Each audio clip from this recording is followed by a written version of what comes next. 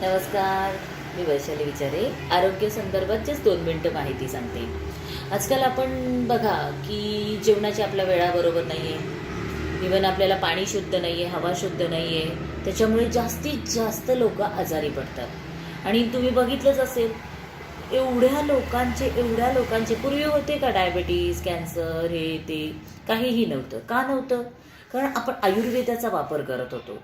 आणि आजकाल आपण आयुर्वेदाला पूर्णपणे विसरलो. ॲलोपॅथिकची गोळी घेतली, थोड्या वेळासाठी बरं वाटलं की आपल्याला बरं वाटतं. तर ते सगळे प्रकार होऊ नये, तर त्यासाठी आमच्या डॉक्टरांथ्रू हे आयुर्वेदिक रियांश अमृत ज्यूस आहे.